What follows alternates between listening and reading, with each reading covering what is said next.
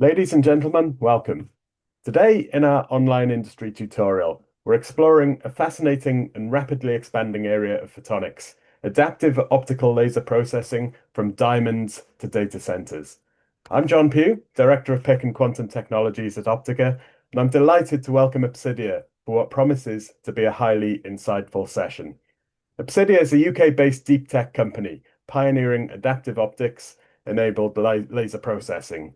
Their technology enables precision laser writing deep within transparent materials, from secure subsurface marking in diamonds to advanced waveguide fabrication and optical structures, which are increasingly relevant to next-generation data center infrastructure. In today's tutorial, we'll hear from Professor Patrick Salter, Chief Scientist at Opsydia and also a professor at the University of Oxford. Patrick is internationally recognized for his work in ultrafast laser processing and adaptive optics. His research and advanced precise control of light-matter interactions within transparent materials, enabling 3D photonic structures, high-precision waveguides, and subsurface modification. Crucially, his work bridges fundamental photonics and real-world industrial deployment, exactly the journey we'll explore today. As always, this is an interactive event. We have over 300 people registered, so please post your questions in the Q&A facility at the bottom, and we'll address those questions at the end of Patrick's talk. Patrick, I see you're already sharing your slides. The floor and the attention of everyone here is yours. Okay, great. Thanks very much, John. Can you hear me okay? Yep. Yes. Yeah, hear you well.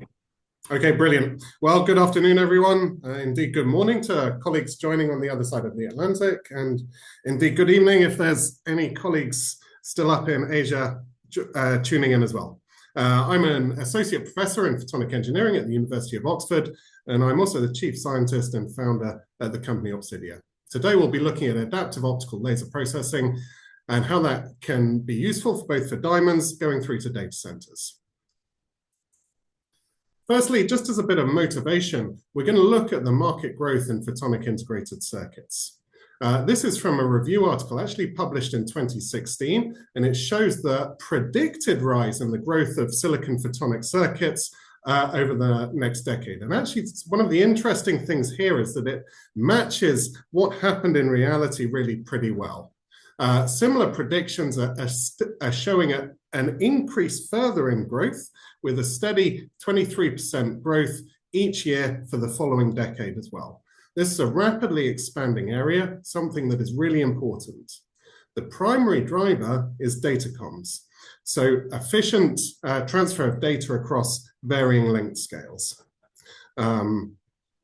As the need for increase in density of data is massively being driven up by particularly AI compute and other high-performance computing applications, increasingly optical interconnects are needed to transfer that data.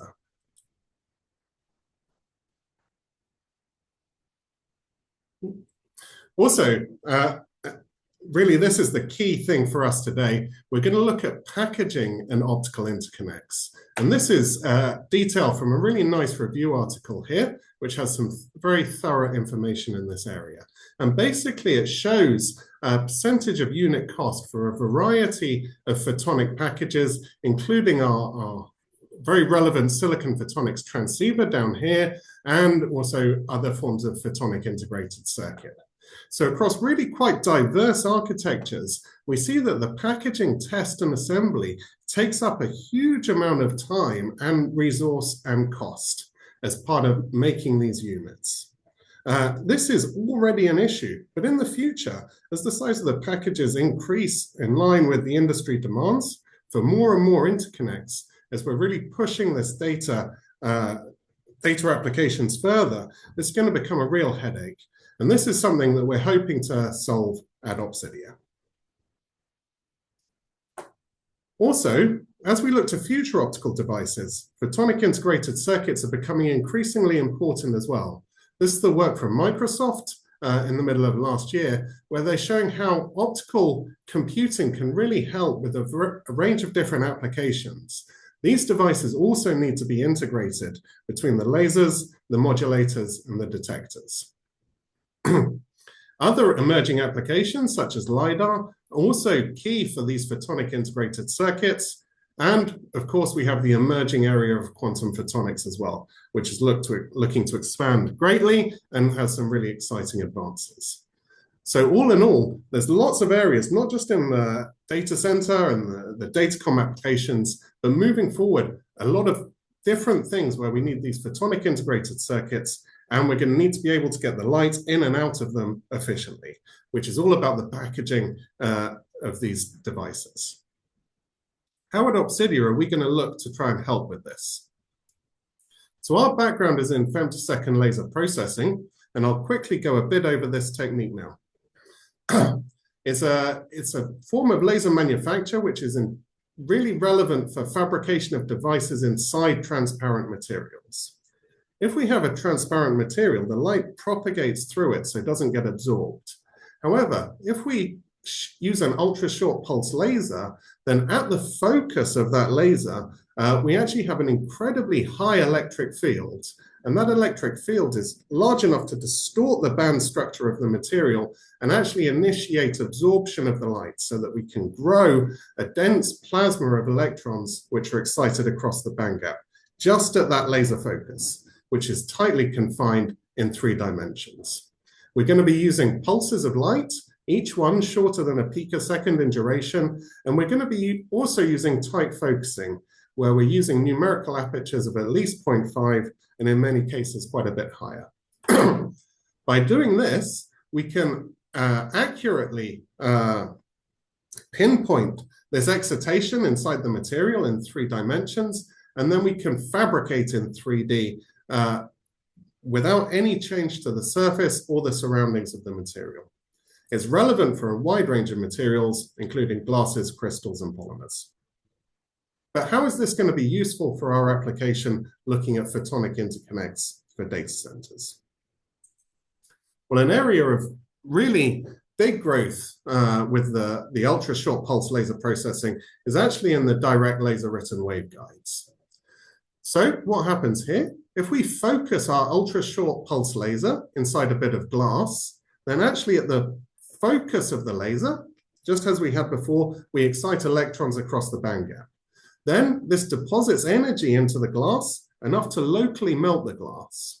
Remember, it's just confined to this focal region of the laser and nowhere else in 3 dimensions.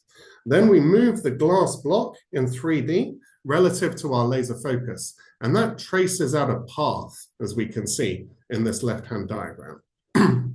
Now we look over here. So when the laser's gone, there's the melted material which is excited by the laser, resolidifies. And we find that where the laser has, along the laser trajectory, we have a densified region in the glass, which shows a higher refractive index.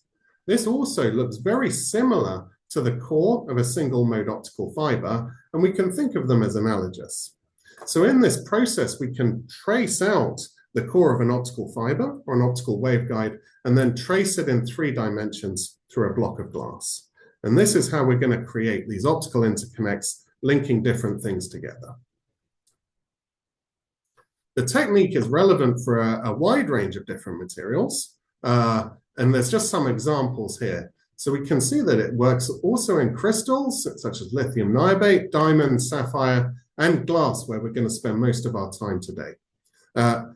Dependent on the starting material, the light matter interaction causes different changes inside the material. So we need to be able to work out how we're going to engineer these changes in the material to make useful waveguides.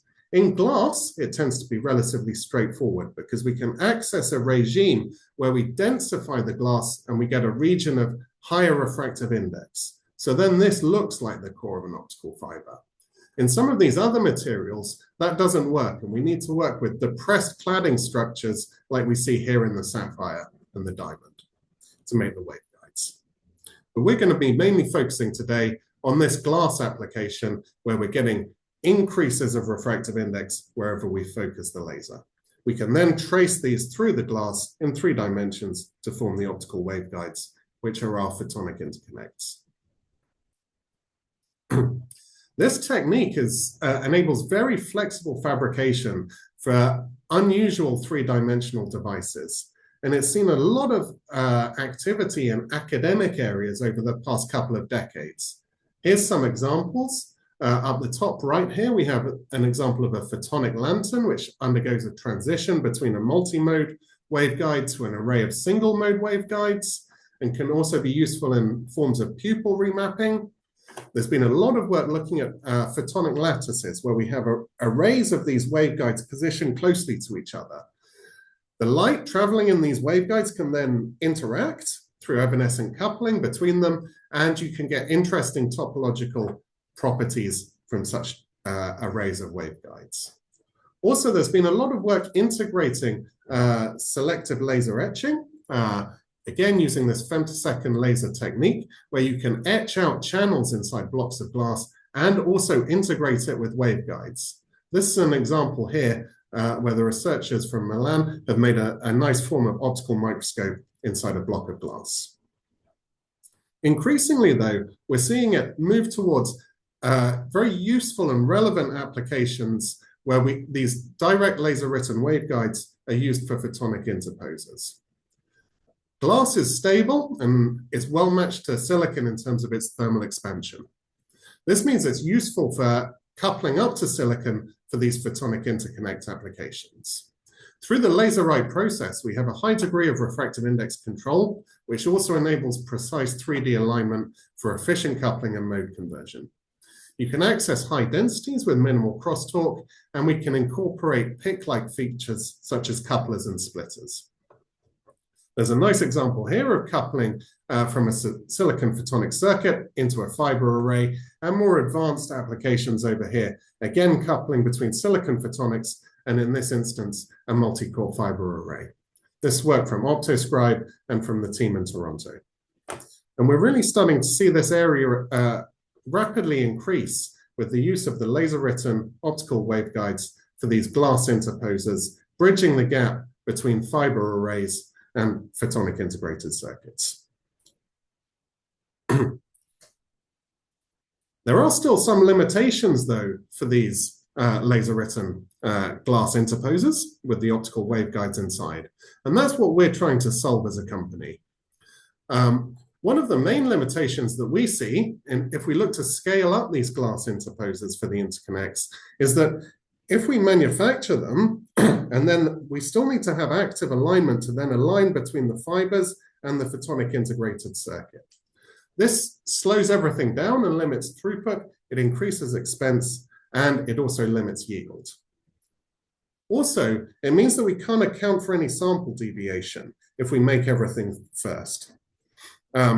Therefore, if there's any slight variation, say in the fiber pitch, or the positioning of the fibers within the fiber array, that can't be accounted for if these components are all made to specification beforehand. We think that that is then a major limitation where we're going to try and provide some solutions. Now, I just introduced quickly a bit about Opsydia. So we are spun out from the University of Oxford in 2017, and we're a team of graduates, PhDs, with a range of different engineering backgrounds. We've got experienced software engineers, mechanical engineers, and production engineers, as well as the R&D team. And we're looking to make adaptive laser processing machines for photonic interconnects inside glass. We're based at this University of Oxford Science Park, just north of Oxford, which is also increasing rapidly. Since this photo has been taken, there's already 2 new buildings on this site. We're actively recruiting at the moment. Please check out the website if you want to look for any vacancies. We're also going to be at OFC in a couple of weeks' time. Please come and join us at booth 4645 for a chat. Our core technology at Opsydia is making femtosecond laser processing machines, which also employ adaptive optics. We also have a vast range of expertise in metrology and image processing, and we think this is going to be really useful for the laser-written photonic interconnects in these glass interposers. This is essentially our value proposition that we're going to look at as a company. The advent of AI and high-performance computing increasingly demands extreme interconnect density. Optical packaging is costly with the alignment limitations as we've just seen. Particularly the active alignment limits throughput and yield. Our approach at Opsydia is we're going to use adaptive optics with femtosecond direct laser writing for fabricating these photonic interconnects, these optical waveguides inside the glass. We're going to write directly inside the transparent substrate with everything already bonded together. This is going to eliminate any need for active alignment, and it enables automation. We envisage that this will have a huge manufacturing impact, giving lower costs, improved yield, and it's scalable for next generation optical architectures.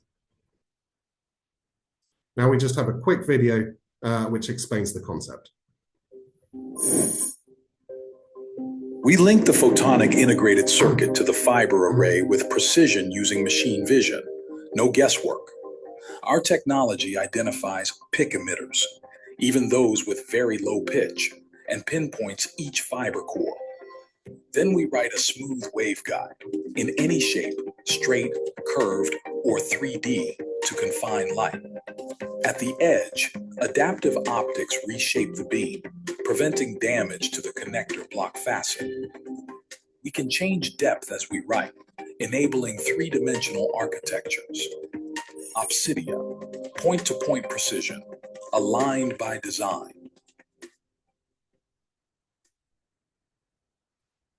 Okay, so hopefully that gives the idea.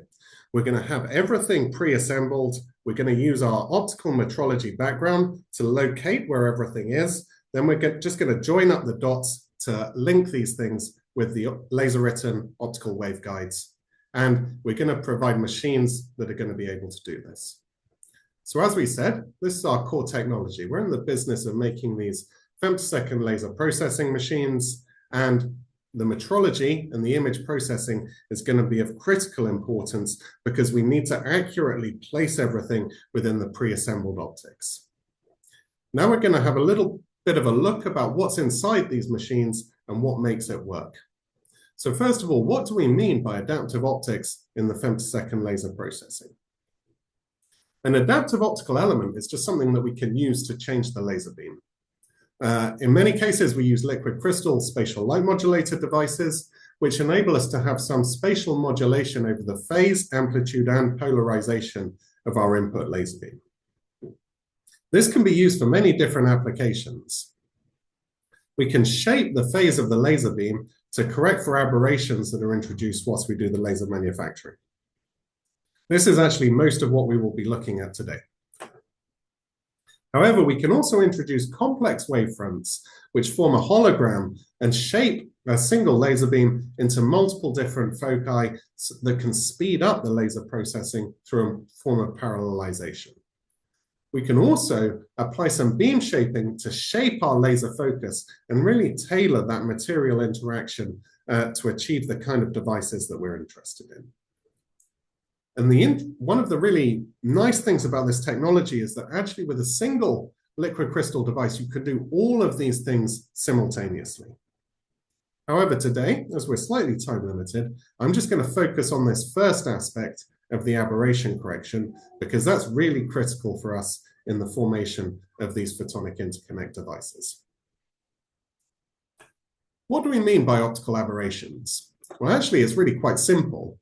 Here's our laser processing scenario where we send our laser beam in through a focusing lens.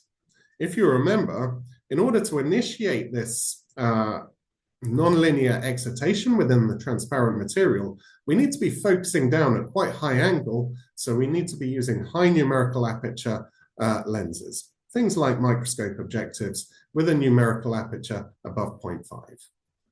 When this light passes through the interface of a material, say between the air and the glass, it gets refracted. And this is just Snell's law that we remember from school.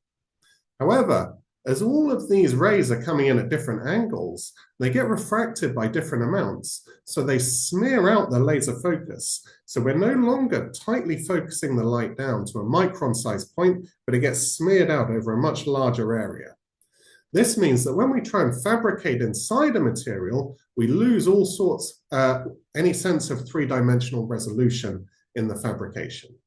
This example is actually focusing the laser beneath beneath the surface of a bit of diamond, and where the laser is focusing, it's initiating a phase change between sp3 bonded carbon into a graphitic phase. So it's quite a nice visualization because something goes from being clear to just being black. Then we use the adaptive optics to correct for these aberrations. If you remember, we could use the liquid crystal device to shape the phase of our laser beam. If we do this in the correct way, so we shape the phase, which is actually equivalent to then changing the angles of incidence of these individual rays, if we think of it in a ray optics sense, then we can undo the effects of refraction at the interface of the transparent material, and we can just restore the diffraction-limited focusing performance, which then brings us back to having highly accurate three-dimensional fabrication within the transparent material. And this is what we're going to use when we're writing the optical interconnects at different depths inside the piece of glass. We've actually already been using this technology for the past 7 years, making these D6000, D5000, D4000 machines at Opsydia. They're femtosecond laser processing machines which have this adaptive optics technology incorporated in order to correct for aberrations. These have been applied for industrial applications in diamond technology, where, as we saw in the previous example, if we focus the laser beneath the surface of a bit of diamond, we can introduce a phase change, which is then visible. We break the diamond down locally into a graphitic phase. These machines have been being used in the gem sector, where they're used to write serial numbers, logos, and inscriptions beneath the surface of diamond gemstones and other gemstone materials such as sapphire and ruby. This is a high volume application because we need to send these gemstones very quickly through the machines, and each one has a unique identifier printed inside them with these Opsydia machines. Our software engineers also work hard to enable fully automated processes so that these machines can be run with minimal intervention by an untrained operator. And this is the platform that we're going to build upon for our machines, which are now writing the photonic interconnects inside the glass. These machines have already been in the field running at high volume for many years. Aside from just writing inside diamond for gemstone applications, we can also create a variety of devices inside the diamond substrates, again using those same Opsydia machines. This example here is where we've used the laser to write a series of electrical links inside a diamond wafer. We're effectively breaking the diamond down into a graphitic phase and then writing internal electronic wiring within the diamond substrate, and this can be used as a detector for high energy radiation. This example here is actually something developed through this RD42 collaboration at CERN as a detector for high energy radiation at the Large Hadron Collider. We can also use the same process for printing defects inside diamond for quantum technology, again with the Opsydia machines, integrating the adaptive optics technology with the femtosecond laser processing. This example in here shows a fluorescence map of single nitrogen vacancy defects printed inside a diamond wafer. And if we look here at the precision of the processing, we can see how accurate the femtosecond laser write process can be. Each one of these is a single defect inside a diamond wafer, and this scale here shows that we can position them with a precision of about 50 nanometers in the plane. That's going to be really useful as we move forward in terms of accurate placement of our optical interconnects inside the glass for the photonic interposer applications. So that's our basis. We have this long history of making these adaptive laser processing machines for inscription inside diamond, both for gemstone applications at high volume and also for device applications in specialist areas. These machines already have high numerical aperture laser write capabilities. They've got an incorporated adaptive optics for aberration correction. They also have advanced machine vision, which is important for process control and accurate placement of the marks, both inside the gemstones and inside the diamond semiconductor wafers. Also incredibly important is a high level of machine stability so that we can maintain this adaptive optical process and fabricate at that incredibly high resolution with spot sizes, just laser spot sizes, just in the range of a few hundred nanometers, and maintaining that accurately through an entire volume of a highly dense material. So these are the existing machines. And actually now, if we were to move that forward and see what is needed for the machines that enable the waveguide writing inside the glass for the photonic interconnect applications, we see exactly the same system requirements. We need to have the high numerical aperture laser write capability, the adaptive optics for the aberration correction, and the advanced metrology so that we can place everything in the correct location that it can link up with the pre-existing source and sink of the light.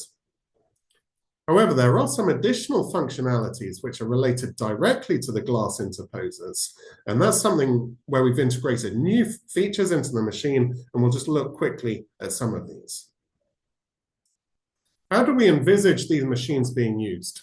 So we already have, from our past experience in making machines for the diamond sector, standalone systems where end users can use these in a highly flexible way to make new devices and with rapid prototyping. We're now converting these machines as well so that they offer exactly the same functionality, but for the fabrication of the optical waveguides inside the glass for the photonic interposers. We also have a past experience of making these robust black box units which can be taken by integration partners and put then inside their machines for high volume production. This will also be the case for the laser written interconnects inside the glass. Now let's just revisit what we're going to need to do for our Opsydia aligned by design process. Remember, we're going to have a block of glass which is pre-bonded to a photonic integrated circuit and to a fiber array unit. We're then going to use metrology to locate the various source or the sink of the light, locate the fiber core, and then write waveguides that accurately link the two. We need to have full three-dimensional capability so that these waveguides can be put anywhere within the volume of the glass. We don't want to have any active alignment, which means that we're going to need to have very accurate metrology to locate everything. We also can't have any post-processing because everything's already bonded in place. This ends up being incredibly important and something where we've been putting in a lot of effort. We also need to have a lot of waveguide control so that we can ensure the waveguides that we're writing each time are correct for their application. This requirement for no post-processing actually ends up being quite a challenge.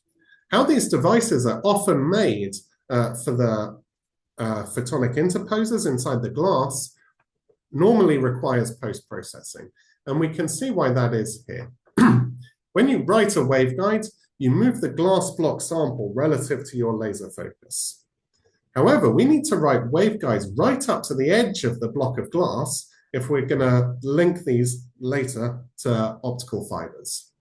However, at the edge of the block of glass, we see the focusing cone of the laser intersects the side facet of the glass block and causes severe optical aberrations.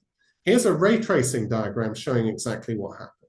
So the rays intersecting the top interface are refracted in this way, whereas the rays of light hitting the side interface are refracted to a different location. So we get a focal splitting, which drops the intensity of our laser focus, and it causes the waveguide to die out before it reaches the end of the glass block. How this is typically solved in application is that people would then take the glass block and polish it back to reveal the end of the waveguide so that they can then butt couple in optical fiber. In our scenario, where we can't handle any post-processing because everything's already bonded in place. This is impossible. Actually, in 2012, we did this initial work where we showed that this aberration can be completely compensated using the adaptive optics. However, back then when we were doing it, it was incredibly slow, so it wasn't relevant for volume manufacture. Over the past couple of years, we've developed a new technique which is much quicker and much more scalable and can make this happen really fast. Here we use the adaptive optics to control the amplitude and phase of the beam at our focusing lens. First of all, we write the main section of the waveguide, then we stop and then we change the properties of the focusing, and then we write an additional segment of the waveguide that then takes that waveguide right up to the edge of the block of glass, so it doesn't need any additional polishing or processing after the laser write process. We can then maintain high coupling efficiency at depths greater than 1 millimeter in the block of glass without any post-processing. Here's some data which shows the mode field diameter of a waveguide as a function of depth, both with and without our correction technique. If you don't apply the correction technique, as you go deeper inside the block of glass, the waveguide terminates further away from the end facet so that the light then diverges, and then when you measure the mode side at the end facet where you want to couple to your optical fiber or other component, the light has already expanded greatly. If we apply our correction technique, then we get a highly consistent mode size at every depth that we write inside the glass without any post-processing. Of course, we then need to do this at both edges of the glass for our technique to work. So how we would do this is we have one setting for writing a left-hand edge of the block of glass, and then another setting for writing the right-hand side of the block of glass. We need to stop and switch laser settings in the middle and have a small interconnect here. By doing this, we're able to write these waveguides right up to the sample edge, as we can see with this top waveguide here. It goes all the way to the edge of the glass without any post-processing. Here we can see, though, a critical point in the middle of the device. We're going to have two waveguide segments, and the mode matching and the placement of these two segments needs to be very well controlled. To do that, we apply a certain kind of laser write process called a multi-scan waveguide. Effectively, we scan our laser focus through the block of glass many times, building up our refractive index contrast within the glass to our desired shape. By doing this, we scan the laser through the glass, and then we move the glass slightly and scan through again. That's how we build up the refractive index contrast, and by doing so, we can effectively create waveguides which are any shape, and then support a vast range of different mode profiles. There's some examples down the bottom here from some of our early work where we're building up a refractive index distribution, where largely we can see from the microscope images on the left in each of these plots, we're writing regions of positive refractive index and building them up to form the core of the optical waveguide, and we can control the shape of the core then of that optical waveguide. And we see then how that affects the mode. So we can write waveguides which are very well matched to single mode optical fiber and have a lovely Gaussian mode. We can also write waveguides which generate different mode shapes for interaction with other kinds of devices. By building the refractive index structure up in the glass in this manner, by scanning the laser focus through multiple times, it gives us a huge amount of control over the refractive index distribution and then the mode profile of the waveguides that we generate. By doing this, we can write waveguides which are very well matched to single mode fiber, as these results show. Here's the mode of the waveguide, and here's the fiber mode of SMF28. They're very well matched, and then we get a typical insertion loss for these devices of about 0.7 dB at 1550 nanometer wavelength. Using cutback measurements to measure propagation loss within the waveguides, we get a typical propagation loss less than 0.3 dB per centimeter, again at 1550 nanometer wavelength.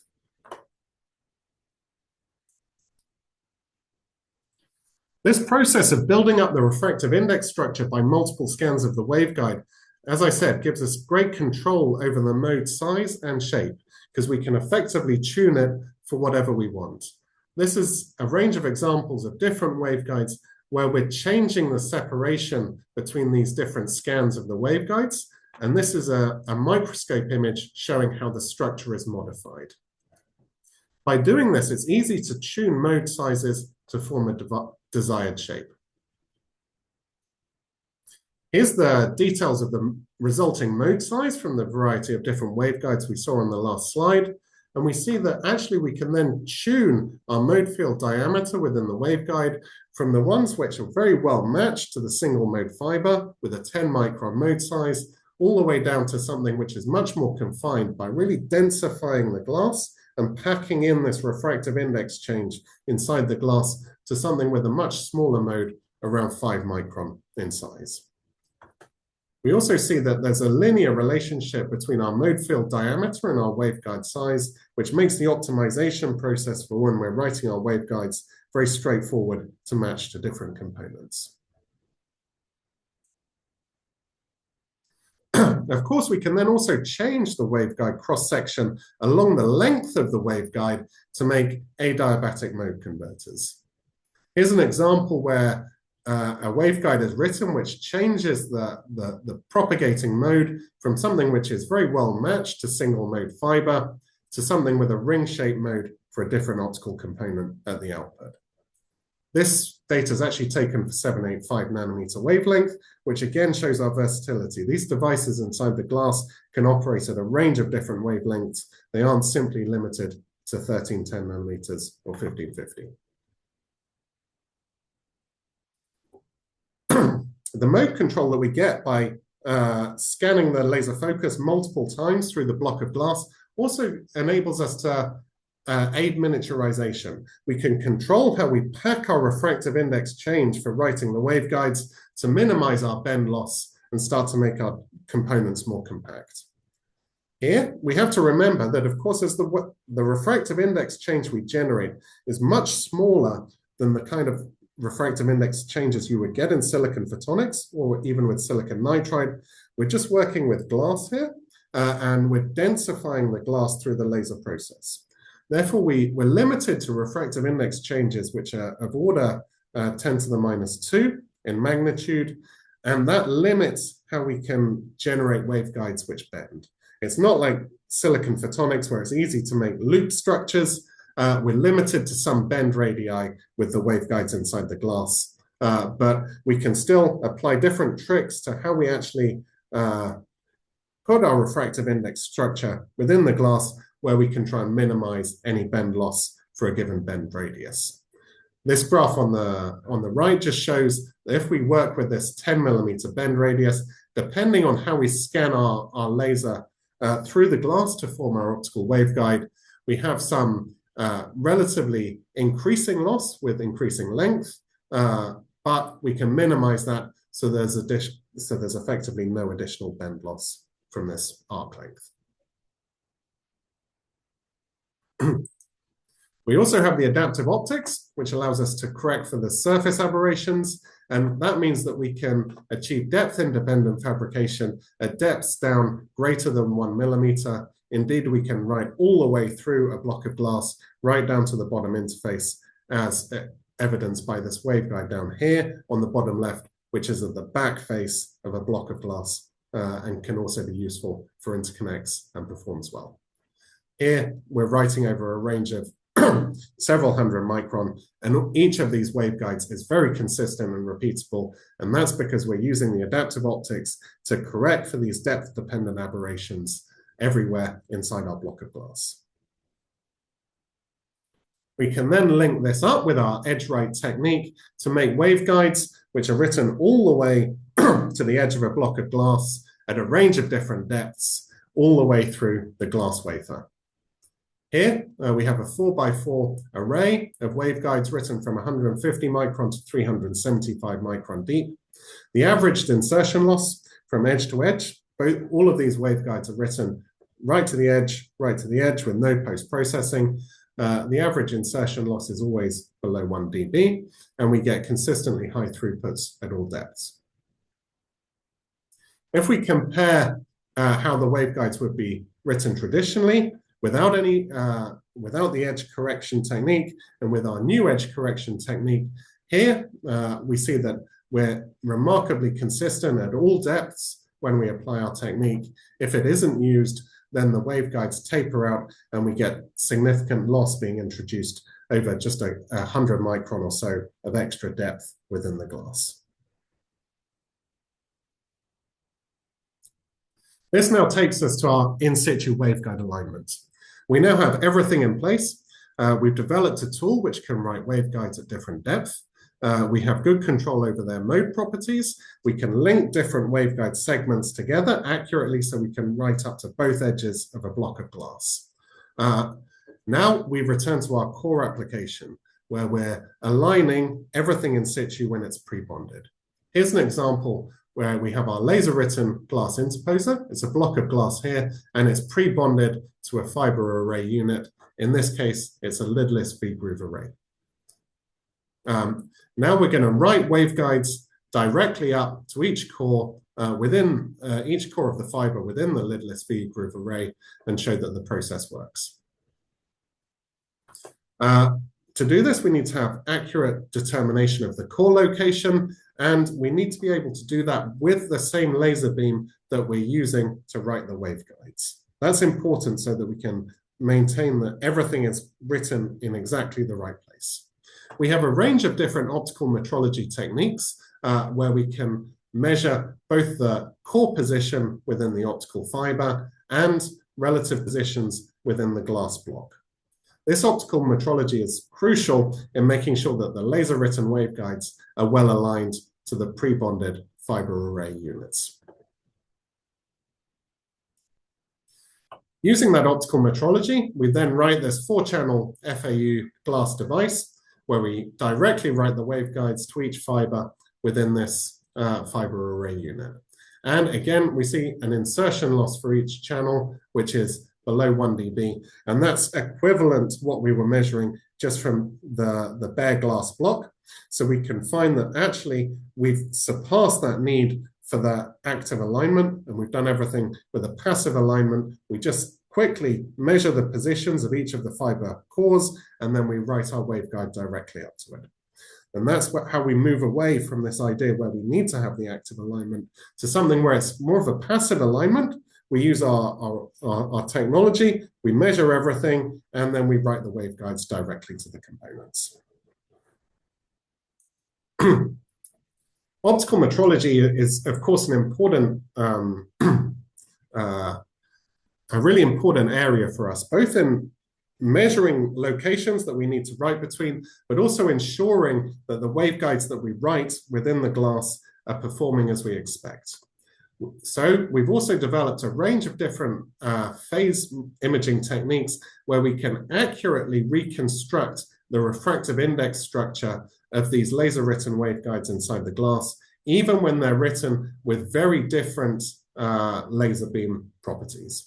So each one of these is a different refractive index structure for a single scan of the laser through the block of glass. We can see that as we vary different properties of the laser beam, this refractive index structure changes quite a lot. We need to be able to image this online to make sure that our waveguides are right every time in this alignment process. So we introduce these into the Opsydia machines as well. I've spoken quite a lot about our work where we're writing waveguides to pre-aligned components. Of course, the Opsydia machines are useful for many other things as well and can be used for a range of different devices, writing different components inside glass blocks with this laser write process. Here's just a few examples. So there's a beam rotator, a fan-in from a V-groove array to a highly dense pitch with low crosstalk, and one of these photonic lantern operators for some pupil remapping in astrophotonics. There really is a huge range of different devices that can be written inside glass with this technique. Now, I'd just like to sum up a few different thoughts before we finish. So the Opsydia value proposition is that we're developing machines that can write waveguides inside glass blocks direct from edge to edge. This is going to increase beachfront density for photonic interconnect applications between chips and fibers. It's going to have a full 3D capability because we can correct for aberrations at every depth inside the glass. We're going to bypass the active alignment by having everything pre-bonded, measuring locations, and then just writing between them.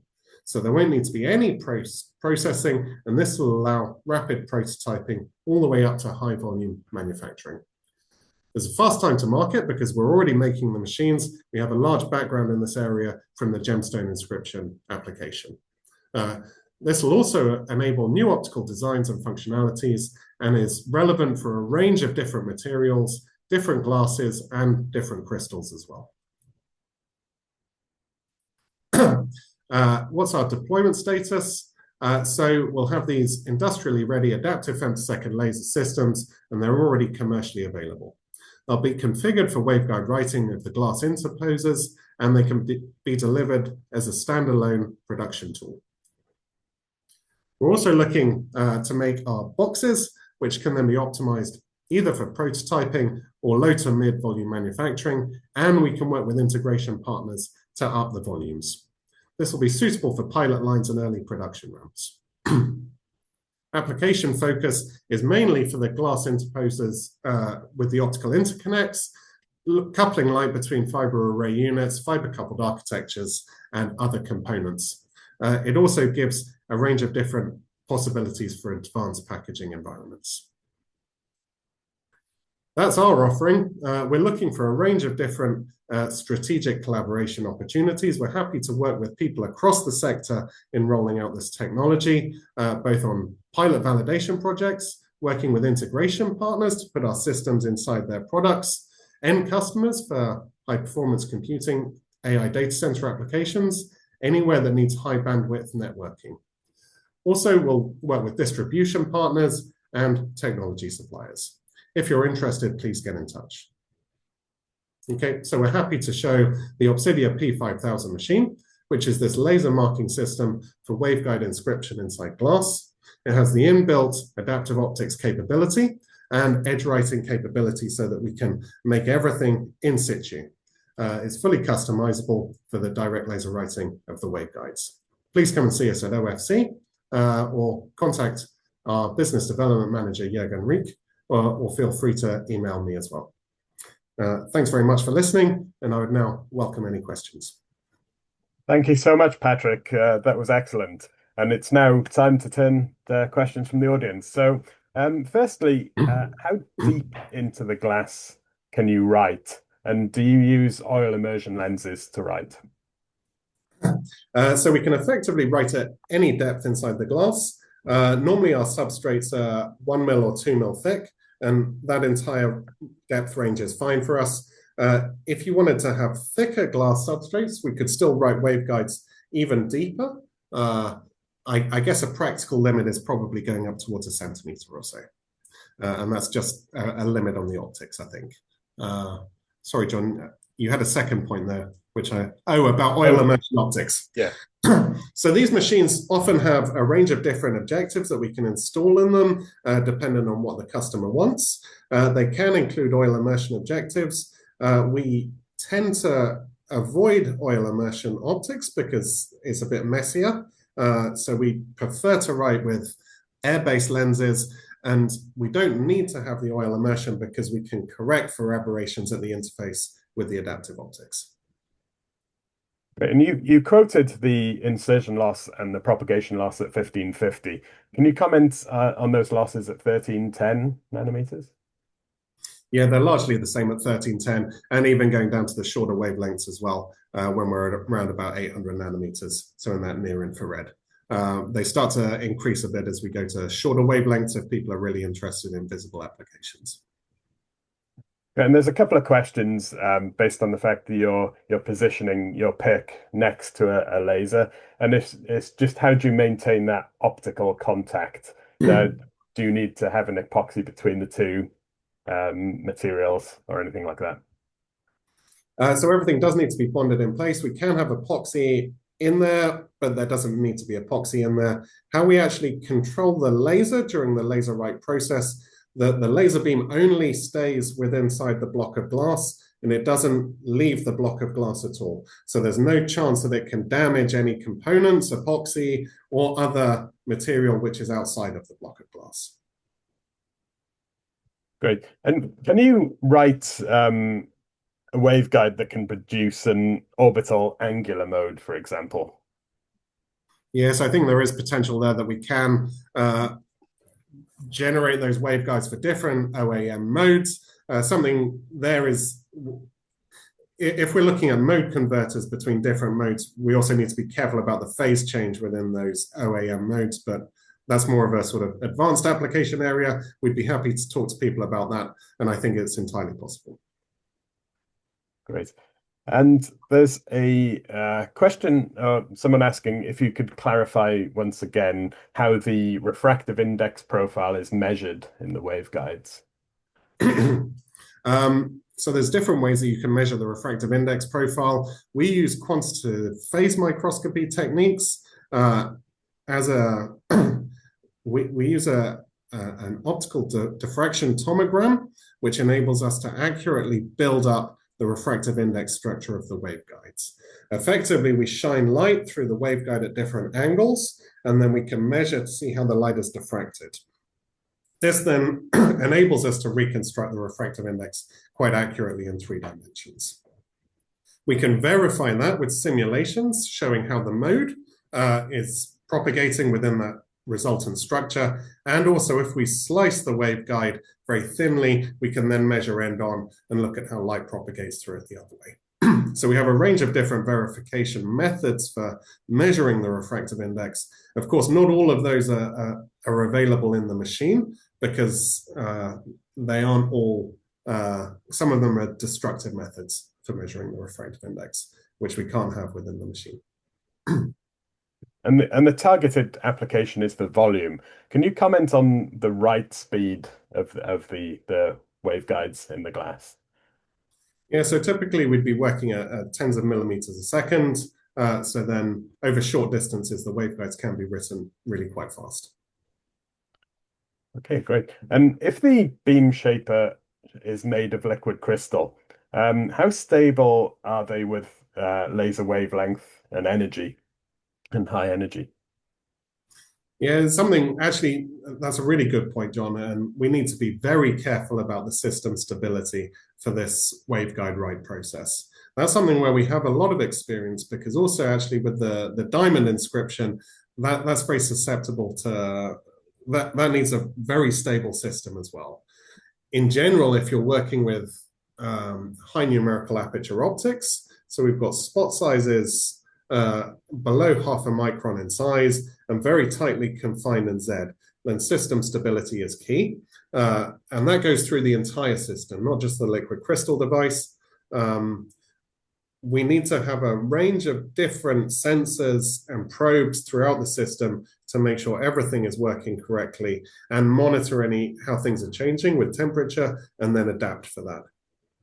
We have very good control over the liquid crystal module and the laser itself, and we know how everything is set up within the system, and that enables us to compensate for things. Okay. And we concentrated on glass, or you concentrated on glass in your talk, but you mentioned early in the talk that you can write into lithium niobate. TFLN is obviously becoming central to next generation modulation technologies for AI data center interconnects. Would you be able to actually write waveguides in the TFLN as well to join with the glass? Yeah, that would be tough. I think we're very happy to try. It's not something we're doing at the moment. So we've written in the past inside the lithium niobate, but inside bulk crystal. In general, it's hard writing the waveguides inside thin films because if you're very close to the interface, you can actually cause ablation of the material rather than the refractive index change that you want to form the waveguide. For certain areas, we were able to write waveguides very close to the interface for the blocks of glass, but that always has to be writing through the block of glass, and we write near the backside. Then we can put the waveguides very close. Thin film applications are much harder because we need to avoid any risk of ablation of the material. If people are interested, please get in touch. Right. And there's a question whether you're able to write vertical waveguides. Is there a reason why you wouldn't be able to, where the port is from the surface of the material? Yeah, you can write vertical waveguides as well. You can effectively write them at any angle. What we need to be careful of is shaping the waveguide at each in each kind of writing configuration. So whichever angle we're going in, we want to make sure that the refractive index change introduced is correct for the mode that we want. But that's where we have a lot of control over the laser spot with adaptive optics, and that enables us, particularly for that writing vertically, where you are changing depth very rapidly, that is really useful. Yeah, so in answer, you can write vertical couplers. Right. And data center environments are typically thermally harsh and reliability critical. How do their laser written structures perform over time in thermal cycling and high optical power? The tests that we've done so far show that they're resilient at the temperatures which are going to be encountered inside the data center. If you go to really high temperatures, then there's some changes to the structure inside the glass, but that starts to happen at many hundred degrees C. Right. And if we sort of fast forward 5 years, where do you see this technology most likely to be deployed in AI data center infrastructure? Would it be fiber attach, optical backplanes, interposer routing, for example, or something else entirely? Yeah, I think it's a really exciting area because it can go in many different ways. There's lots of opportunities for co-packaged optics and linking things together. Also, as we start to see panels and glass panels being introduced with individual chiplets between them, there are many ways that the technology can go. Our goal is to keep moving with that technology and provide machines that can service the needs of the industry. So we're very happy to talk to a range of different people about what they want, and then we'll make sure that our machines can deliver. Great. Well, thank you so much, Patrick. And as always, we start on time and we finish on time. So if I had to underline one takeaway from today, it's this, that adaptive optical laser processing isn't just a clever materials technique. It really represents a fundamentally different way of thinking about precision manufacturing, from subsurface diamond marking to potentially simplifying scaling photonics packaging for datacom infrastructure. It could well be that silver bullet that the audience are seeking. So for the right challenges, particularly around alignment, integration, and manufacturability, it could be genuinely transformative. So sessions like this exist to help you make that judgment clearly. Where does this fit in your roadmap? Where could it simplify complexity? And where might it open entirely new architectural possibilities? So please do reach out to Opsydia, the Opsydia team, if you're exploring advanced photonics packaging, waveguide integration, or novel approaches to optical interconnect manufacturing. There are real opportunities here for collaboration and partnership. And for those of you at OFC, visit booth 4645 to meet the great team. So many thanks again to Professor Patrick Salter and the Opsydia team for sharing their expertise, and to all of you for your thoughtful attention and questions. As always, thank you to the Optica team behind the scenes for bringing this industry tutorial together. Thank you for joining us, and bye for now.